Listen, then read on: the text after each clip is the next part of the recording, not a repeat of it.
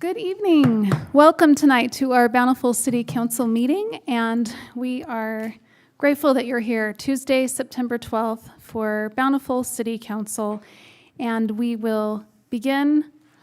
Oh, I neglected to ask someone to lead us in the Pledge of Allegiance, so I wanted to see if there is a volunteer. Oh, thank you. Bob Lindsay, Boblindsay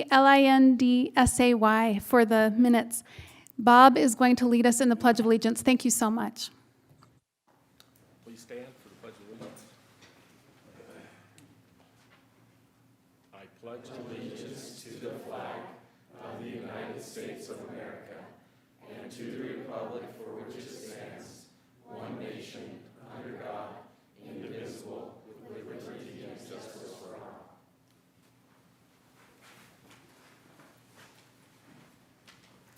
Thank you so much, Bob, for being willing to do that. And now we have a special treat. We are excited to open our meeting this month with, since it's Constitution Month. These are three Bountiful High students that came recommended by Miss Ball, the government teacher there. And so we will hear from Covey Ure, Paul Horn, and Nash McReynolds, and they will each take a few minutes to talk to us about the Constitution. Thank you so much. Covey.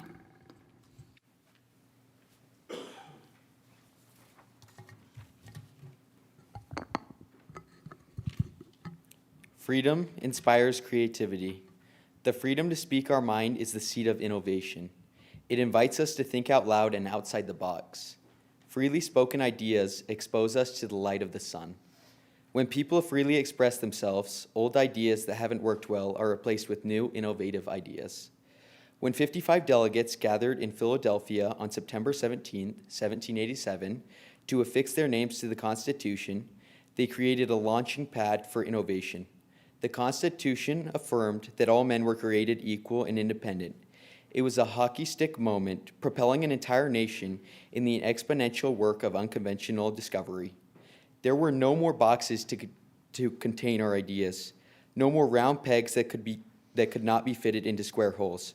We were free to speak, and it was all thanks to the commitment of our nation's founders, men like George Washington, Alexander Hamilton, and James Madison, who understood that rulers should make no law abridging the freedom of speech.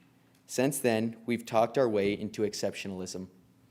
It isn't by accident that still today, despite the spread to other countries of American-inspired constitutional freedoms, nearly 1,000 inventors responsible for cutting-edge innovations and technologies are listed as American citizens. Second place goes to Great Britain at 133. China is next at 30, and Germany takes fourth place with 14. The Creator God of the Old Testament was free to speak. His words were the words of innovation. Let there be light, he said, and there was light. And heaven and dry land and us, the human race. Limit our free speech and we limit our inspiration. We deny ourselves of our creative will. We surrender our potential. The freedom of speech may be taken away, George Washington said, and dumb and silent we may be led like sheep to the slaughter. Never underestimate the power of creativity that begins with the fiery spark of speech. Free speech is a gift from God. It's one of the hallmark protections in our Constitution. Out loud, outside the box, outside your comfort zone. Never, never, never stop speaking. God bless America.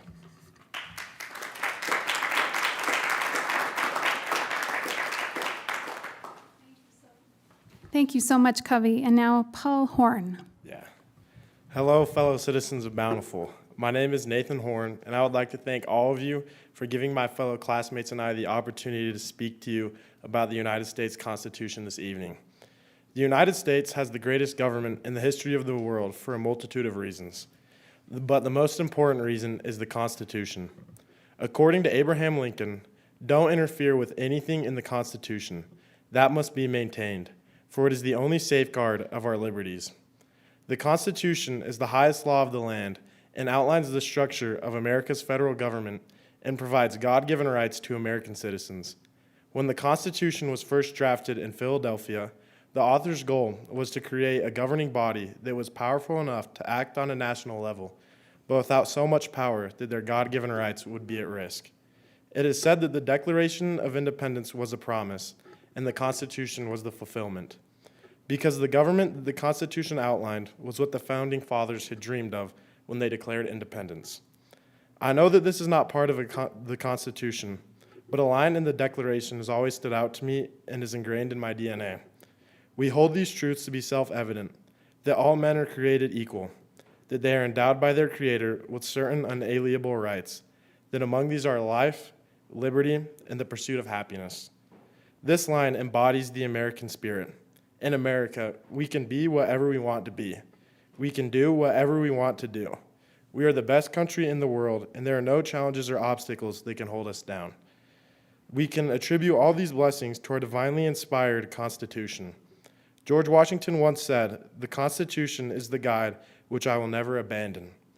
As long as we stay true to the Constitution, our government will be the model to which the rest of the world looks. I would like to close with the words on the American currency. In God we trust. Thank you, and God bless America.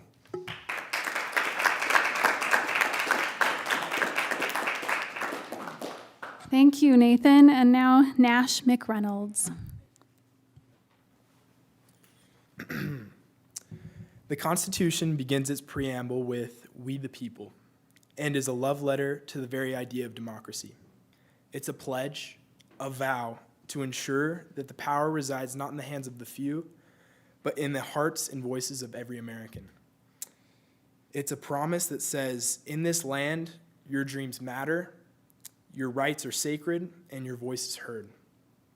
And in the spirit of that beautiful Constitution, we find a message of unity and solidarity. It reminds us that even in the face of adversity, we are never truly alone. We are bound together by a common purpose and enduring ideals of liberty and justice for all.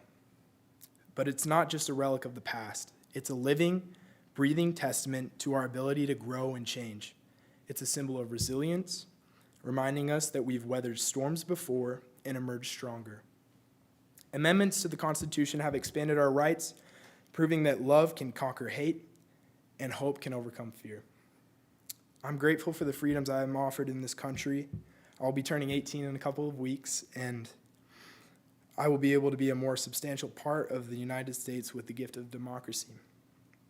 Our country is not perfect, and neither am I, but as we learn from our past mistakes and accomplishments, we can get closer to perfection every day.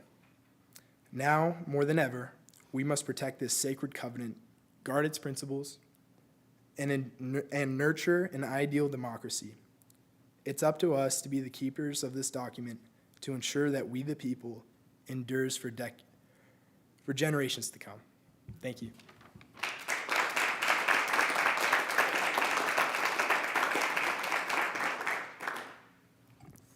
Thank you so much. I just have to say, I reached out to Ms. Ball at Bountiful High and asked if she thought any students would be willing or interested in doing this, and she gave me your 3 names. And it is so cool to hear what you think about the Constitution. It's really inspiring. And so I really appreciate your time. And I texted each one of these 3 young men and said, "Can you come? Do you want to come?" And their responses were like, "We'd love to." I mean, we're so grateful, first of all, that you would take the time to be here with us tonight, but also just the fact that you have that love for our country, that spark. It's really nice to hear your words. So thank you so much for being here tonight. And feel free to stay as long as you want, but we understand if you need to leave. So thanks again. Let's give them one more round of applause.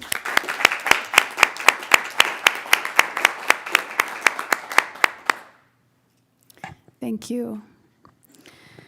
Okay, we will now turn the time over to public comment, where each person that would like to can speak for 2 minutes. If you have something to say, please state your name and your address.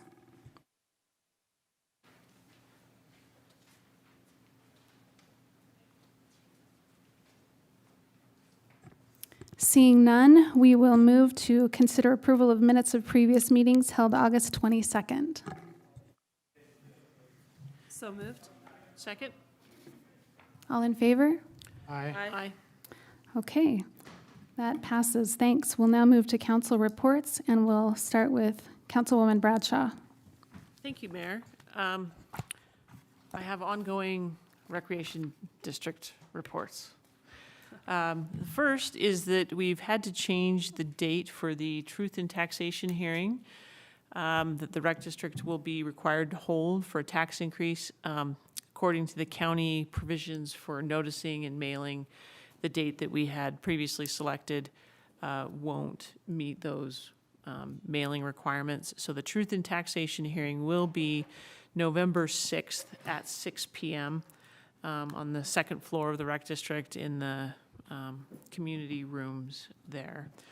The other thing I wanted to note is last month when I gave this update, the proposed tax increase was targeted to be at 125% tax increase.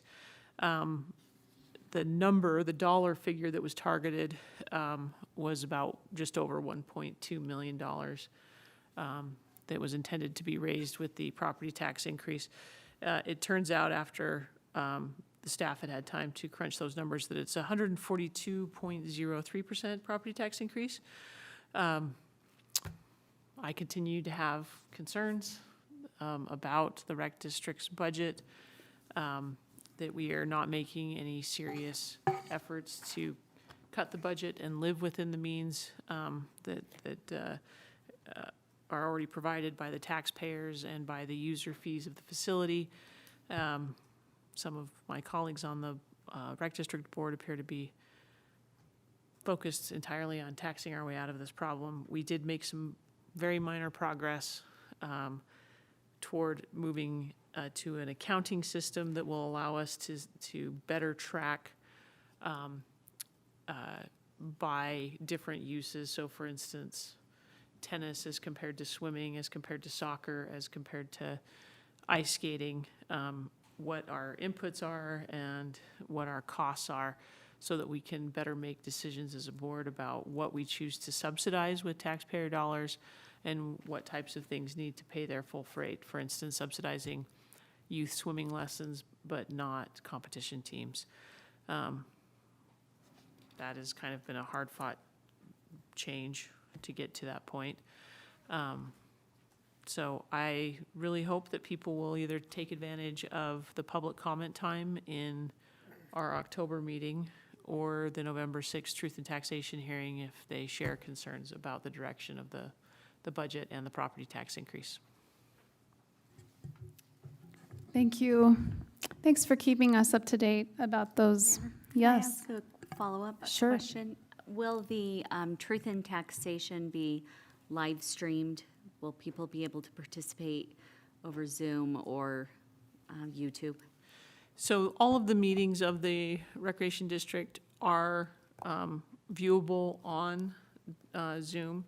There is a Zoom link that's provided on the agenda and packet each month. Traditionally, we have not taken comment via Zoom. It would be similar to what the standards we have here at the city, that you can view via Zoom, but the public can't participate via Zoom. Thank you. Councilman Higginson. Nothing this evening, Mayor. Thank you. Councilwoman Segura Bar. Nothing this evening. Thank you. Thank you. Councilwoman Price Hewish. Just a little encouragement for everybody about the Bountiful Davis Art Center. There are a lot of classes and wonderful opportunities happening right now, and I know that fall is a perfect time to jump in and try your hand at something new. So I would say there are photography, sculpture, plein air, figure drawing, so many things. So encouraging people to go over to the Bountiful Davis Art Center, stroll down Main Street, enjoy the amazing art that is constantly rotating there, and avail yourself of a class or two. Thank you for that. I want to thank everyone for coming to help with the Bountiful Day of Service. This last Saturday, we had a lot of different areas with a lot of different service going on, including fire mitigation in many neighborhoods. Also, this week is Fire Prevention Week, and so there's activities throughout the week for people to just become more aware of what we can do for fire prevention. So now I'll turn the time over. Do you have any report, Councilman Bell? I do not. Thank you. Okay, thank you. We will now move to hear from the Youth Council.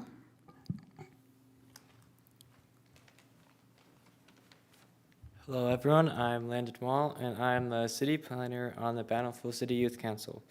This last month we've had 2 meetings, and at one of them we had the chance to take a survey on what we wanted to do for like the future in the next year.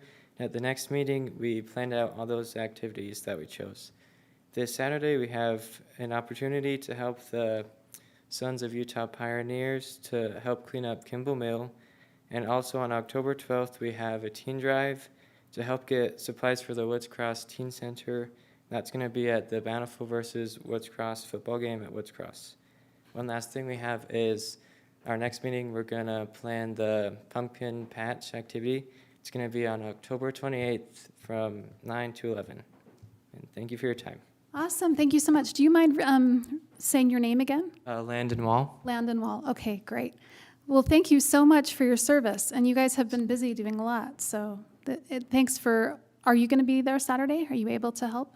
Yes, I'm planning on going. Great. Thank you so much. That's Could we great. just ask, Mayor? Yeah. Where is the pumpkin patch going to be held? It's going to be at the North Canyon Park. Great, thank you. Mhm. Thank you very much for that report. Okay, we'll now consider approval of expenditures greater than $1,000. Mayor, I'm happy to make a motion that we approve the expenditures as printed from the 16th, 23rd, and 30th of August. Second? All in favor? Aye. Aye. Thank you. That passes, and now we'll consider approval of the pump and motor installation by Nickerson Company. Mr. Craig Christensen.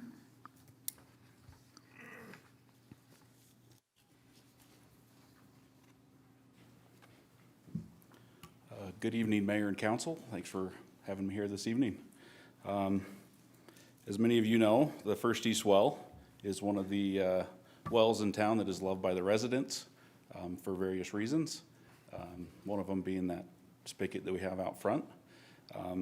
And it is also one of our largest producing wells that helps provide the water that is needed for the city's needs. And when this well is down, for repairs of various kinds, we have to use our other wells a little bit more and run those a little bit longer to help make up the difference of this well.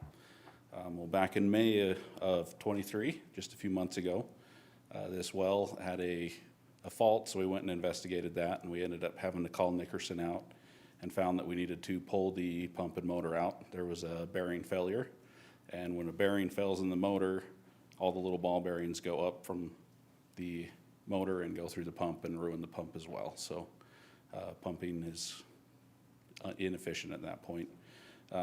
So we had them pull the well, pull the pump and motor. Luckily, we did have a rebuilt motor on the shelf out at Nickerson from the last time this happened.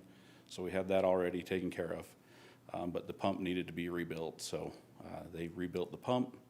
They came out August 11th, reinstalled the pump and motor, and that is up and running again, and lots of happy residents being able to get that water again. But this has been talked about with the city manager and the public works director, and in our budget, we actually have a contingency line item with $60,000 for situations like this where there is an unexpected failure. So this will have an effect on that, but it is staff recommendation that City Council approve the pump and motor installation from Nickerson Company for the First East Well in the amount of $23,010.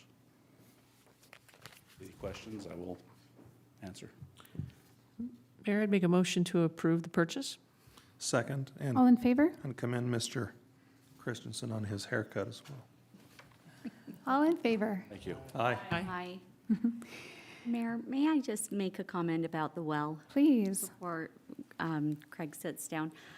I'm sorry, I'm just going to indulge myself in a tiny little story right now about the well. Because we had a visitor from Delaware at our house yesterday. And so I was showing off the city. And my son, who lives in Seattle, is visiting right now. And so he was with me in the car, and the gal from Delaware. So I'm showing her all of, my favorite spots, and we rounded over to City Campus, and I'm like, and there's the library, and the police station, and Veterans Park, and City Hall, and my son's like, you haven't even gone to the best place in town yet. And he's like, go out this parking lot. I'm like, okay, Boone, where are we going? And he wanted to show her the well. It's his favorite place in the whole town. And he was like, this is the best water. I love this well. So we all got out, we had to get some water, and it is really beloved by residents. And that's coming from a 24-year-old boy, so thank you. No, that's Must be doing awesome. something right. Thanks for sharing, that's awesome. Yeah, So number thank you. one thing. That's Favorite great. part of Bountiful. You do a good job, you and your department. We'll turn the time over to you for the next item, Craig. All right. So usually we come to ask for a pipe purchase, but this year we're coming for fire hydrants. So fire hydrants play a significant role in our system. They're not only good for fire suppression needs throughout the city, but they're also used by us for water quality. After a main line, we use those to flush.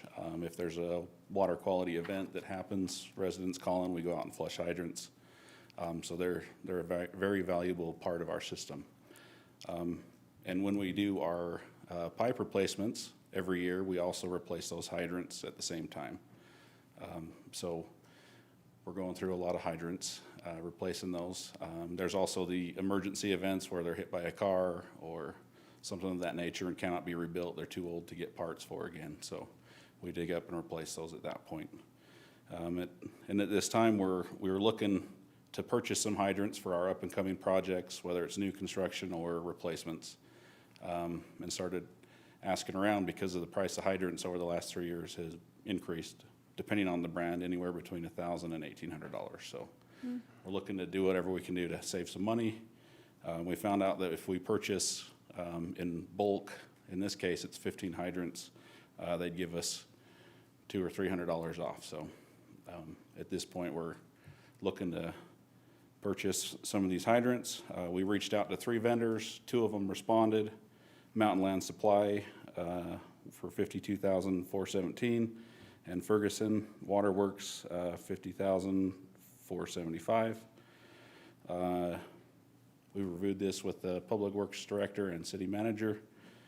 Significant impacts will be on the budget. The distribution, repair, and maintenance line item that our parts come out of.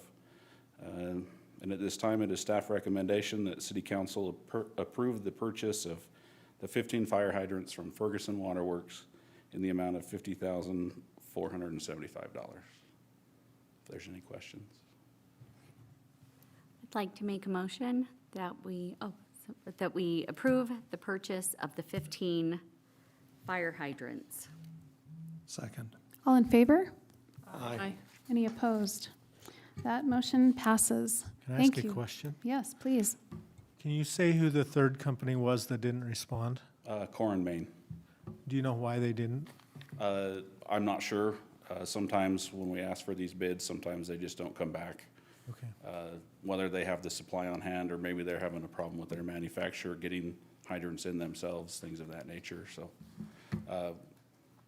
we are pretty good about purchasing from others because, I mean, all these vendors, they all strive to get what they can, you know, so. Great, thank you. Thank you. All right, thank you. Okay, we'll consider approval of Resolution 2023-13. Mr. Alan Johnson. Yes, Mayor and Council, I appreciate being here tonight to discuss a Resolution 2023-13. This is an ongoing issue with our solar rate. Just going back through history, We have made several changes dating back to 2018. And as technology has changed and our billing ability through the city software has changed, we've made several changes. This one we're talking about is our feed-in tariff, that there's only approximately 40 customers that are still on it. We have opted, if they want to make the change and go to the new hybrid net metering, they can do that at no charge as far as we're concerned, but they'd have to make changes on their home. But as long as it was there, we committed that we would stay along with it. And the feed-in tariff, as a reminder, is when they have a solar panel, we buy 100% of the power that they generate. None of it goes to their house first, so whatever they generate, we buy back from them, and then they buy 100% of their power from us. And at the time, we made a commitment to match what basically our wholesale price was, and that we would keep that motion going up. You know, our new model means if somebody uses their power from what they generate, they get to use it, and we just buy their excess. So the big difference is we're not buying their excess, we're buying 100% of their power. Well, as I was going through the rates and dealing with all the other power issues, we overlooked these 40 customers, and it wasn't until Councilman Bradshaw got an email from one of the customers, and it's like, oh yeah, whoops. And so we're basically coming back at this point, fixing what should have been fixed when we had a rate increase in June. We should have moved them up at that point. It's not a large portion of the budget.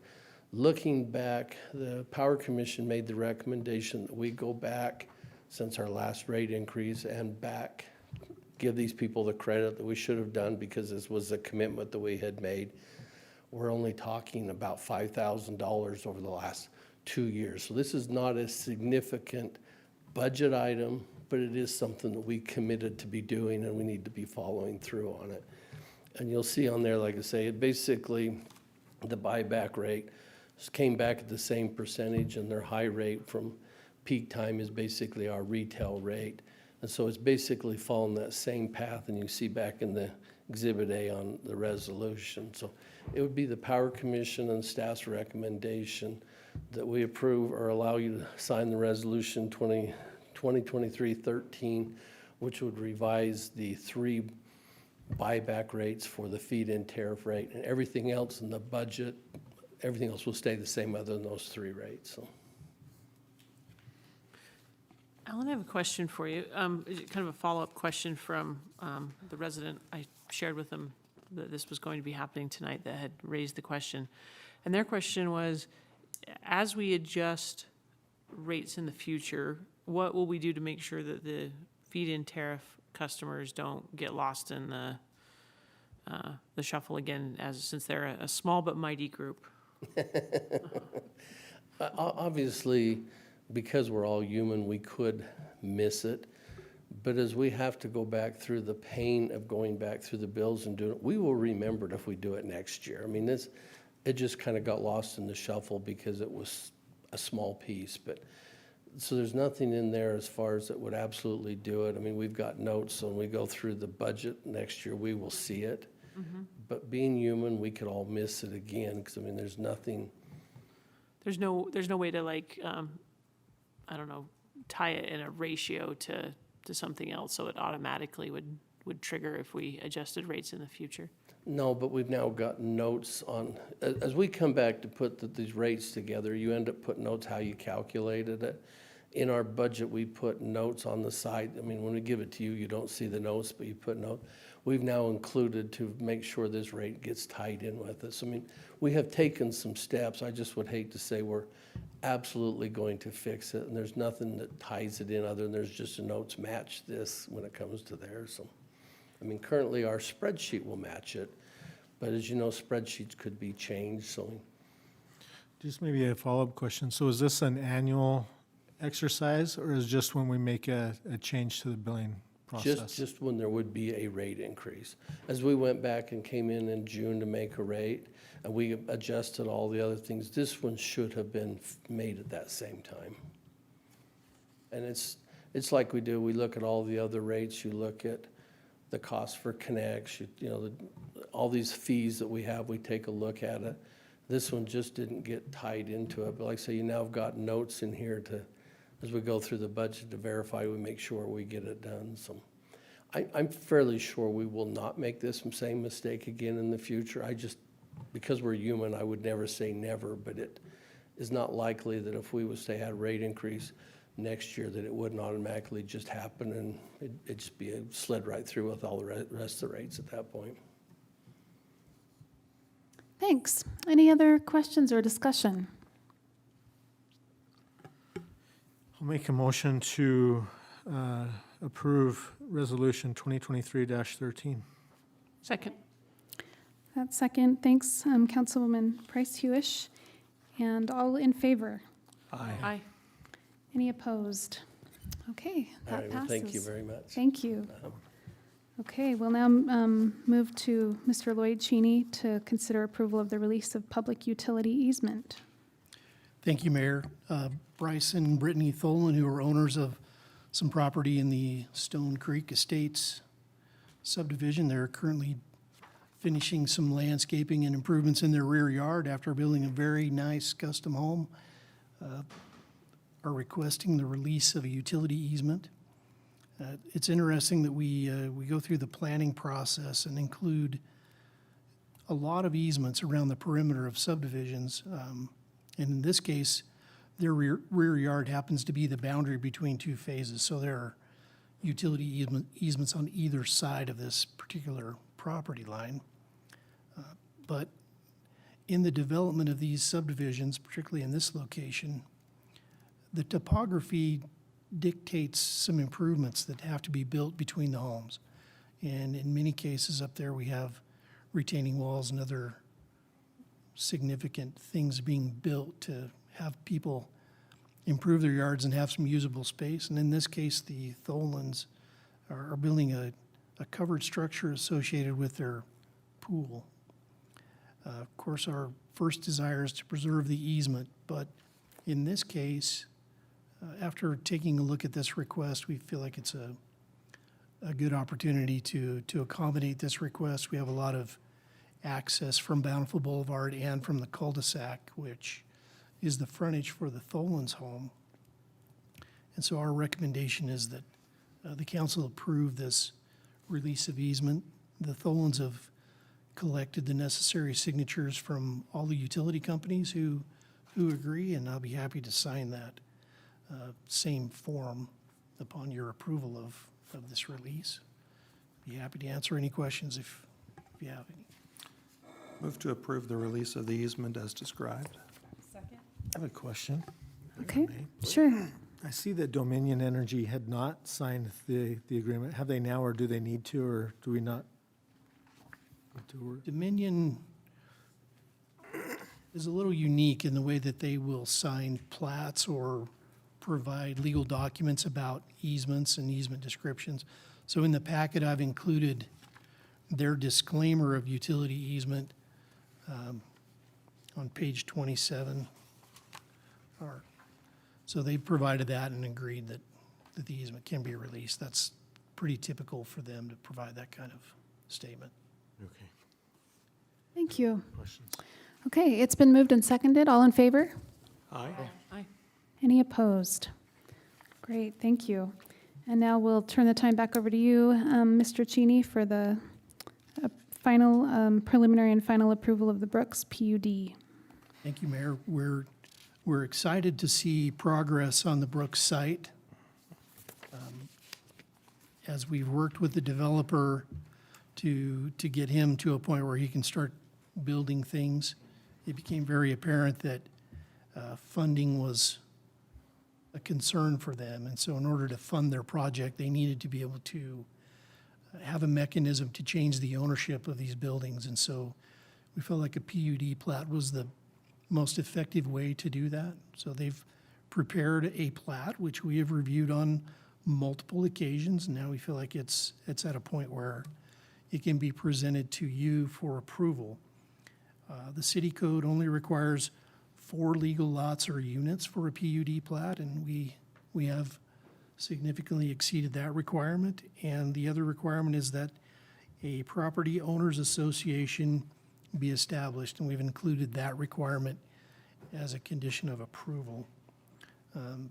There's been some concern.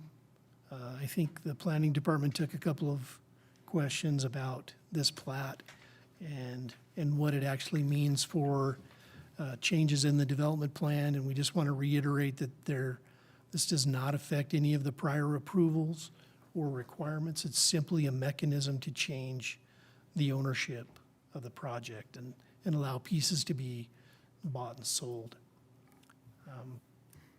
Be happy to answer any questions that you'd have. So the number of units is the same? Same. Okay. And do we know what the average, what the size of these units is going to be? Number of bedrooms and the size? I can try to pull it. If you give me a minute, I can pull that up. That would be great, Yeah, thank you. It didn't change at all from the former approvals, the vested approvals. I think the townhomes are 2-bedroom on 200 North. The I'd have to look it apartments up. above the 2 commercial properties, I'm not familiar with those exact requirements, but So they have construction going on now. Is there an anticipated timeline of completion? I'm hesitant to give you an answer for that, given the uncertain timeline to get to this point. It's a slow chuckle. Yeah. One other question, are they condominiumizing each unit or just the 4 buildings separately? So the 2 buildings that front on Main Street have apartments above them. So those would be individual units, Okay, including the commercial spaces on the main floor.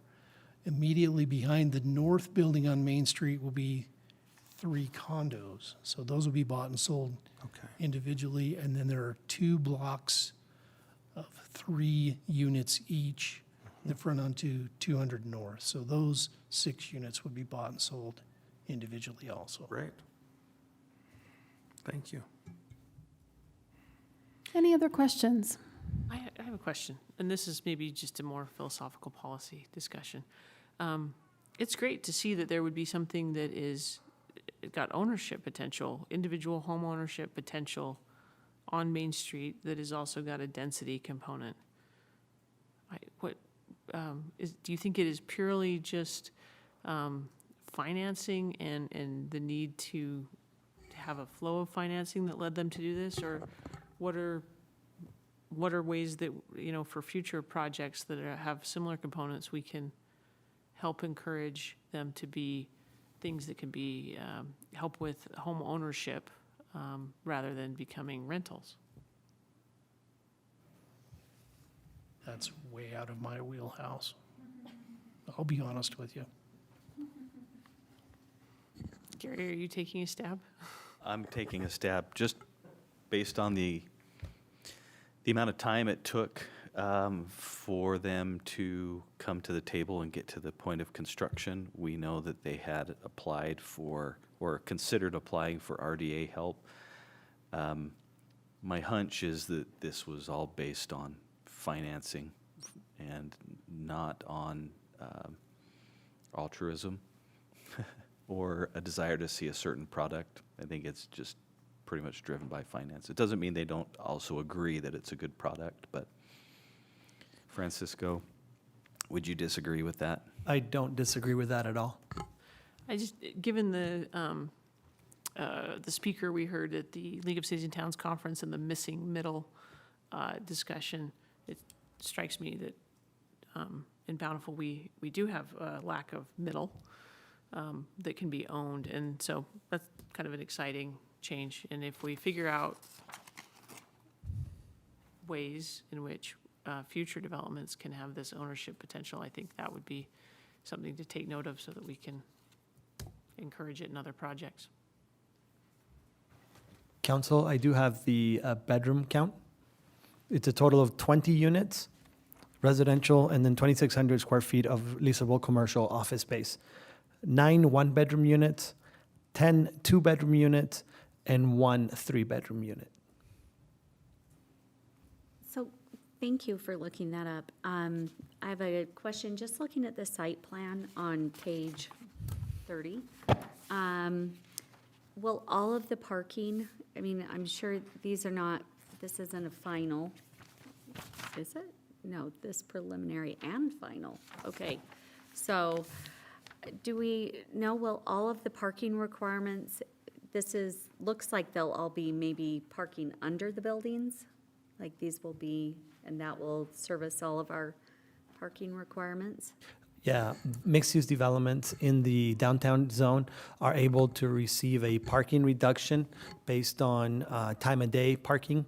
I think it's just called mixed-use parking, based on specified parking studies that were reviewed by staff, the Planning Commission, and council when we approved it. So if you're looking at the 3 or the 6 townhouses, most of those have a 2-car garage, except for the one at the end, which is a 1-car garage. And then the building right on the corner of 2nd North and Main Street has 6 parking spaces there on the main level. And then we've got the other townhouses on the north side where they all have a 2-car garage, and there is additional parking throughout here and there for the internal circulation, more so for the commercial use. So as Lloyd implied or indicated earlier, none of those requirements that met the code when City Council approved the site plan are being changed with this PUD plat. This is just the type of ownership as it provides the property owner the opportunity to sell each unit. Thank you. Any other questions?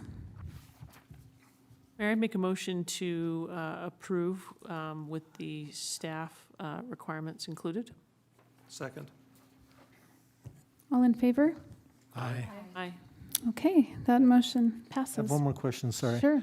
Lloyd, is there any indication that this is going to be phased? That they're going to build a building, sell it, build another building?